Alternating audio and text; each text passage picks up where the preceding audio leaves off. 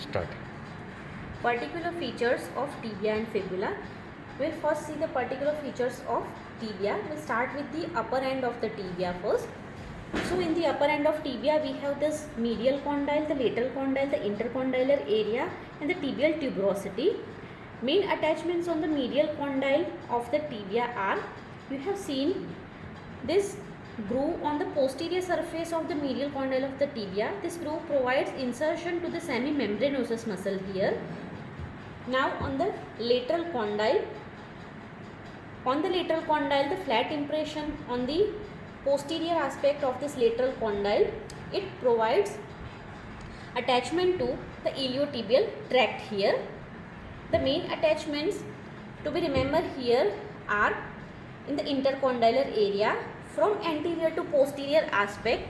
They are the anterior horn of the medial meniscus, the anterior cruciate ligament, then the anterior horn of the lateral meniscus, behind that the posterior horn of the lateral meniscus, the posterior horn of the medial meniscus, and lastly on the most posterior aspect there is posterior cruciate ligament. So these 6 structures are attached there on the intercondylar area. On the tibial tuberosity, as you know, the tibial tuberosity, it is divided by this line into this superior smooth part and inferior rough portion. This superior smooth part provides attachment to the ligamentum patelli, and this inferior rough part, it is subcutaneous but it is separated from the skin by the infrapatellar bursa.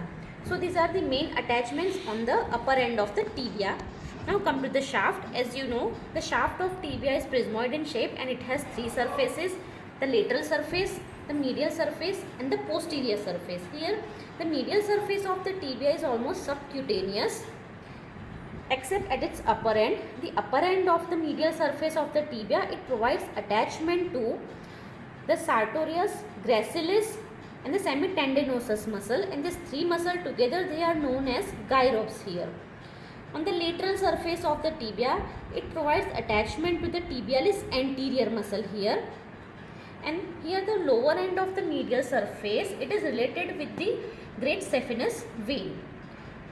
The lower anterior surface of the lower end, the relations are here from medial to lateral: the tibialis anterior muscle, the extensor hallucis longus muscle, the anterior tibial artery, deep peroneal nerve, extensor digitorum longus and peroneus tertius muscle. So these are the relations of the lower end of the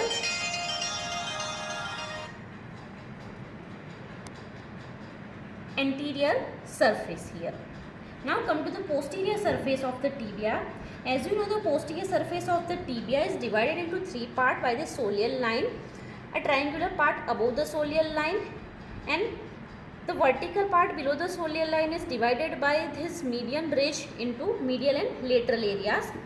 So the soleal line itself here, it provides attachment to the soleus muscle.